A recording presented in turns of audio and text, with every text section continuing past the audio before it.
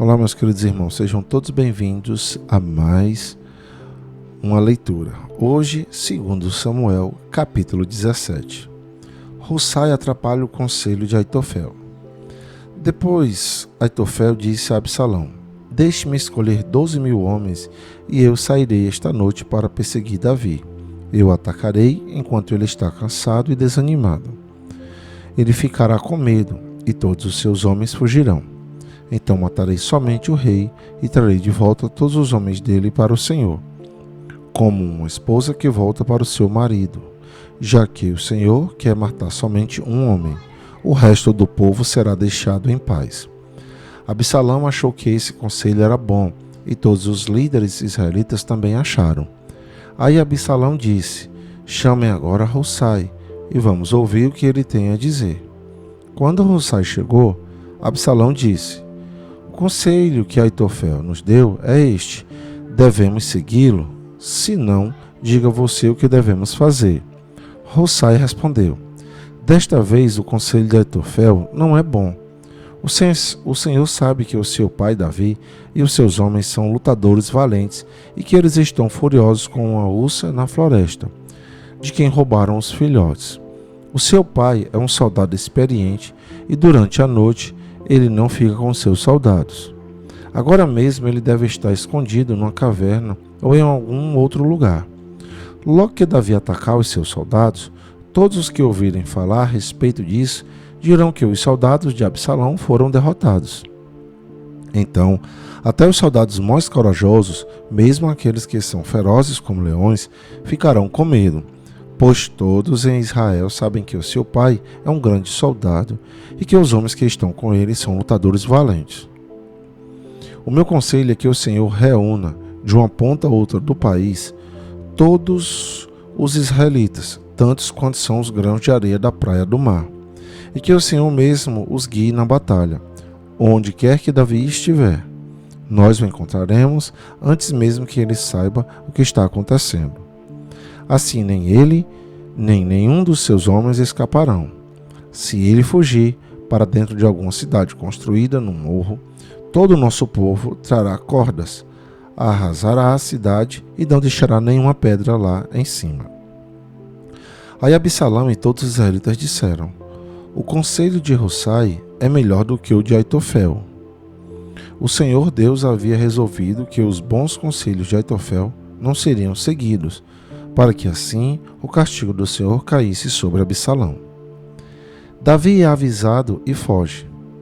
Então Hussai contou aos sacerdotes Zadok e Abiatar o conselho que tinha dado a Absalão e aos líderes israelitas, e também o conselho que Aitofel tinha dado. E disse: Agora mandem depressa uma mensagem a Davi, dizendo a ele que não passe a noite nos caminhos do deserto, que Davi atravesse o rio Jordão imediatamente, para que ele e os seus homens não sejam todos destruídos. Jonatas e Ahimaás estavam esperando perto da fonte de Rogel, porque não queriam se arriscar e serem vistos entrando na cidade. Uma empregada ia lá de vez em quando e informava sobre o que estava acontecendo. Então eles iam contar ao rei Davi. Mas dessa vez um rapaz os viu e contou a Absalão. Então Jonas e Ahimaás foram depressas para a casa de um certo homem, na cidade de Baurim. Havia um poço perto da casa, e eles entraram dentro dele. A esposa do homem pegou uma coberta, estendeu sobre a boca do poço, e em cima dela espalhou cereais socados para que ninguém pudesse perceber nada.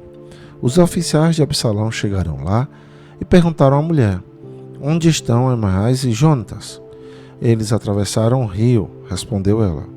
Os homens os procuraram, mas não conseguiram achar. Então voltaram para Jerusalém.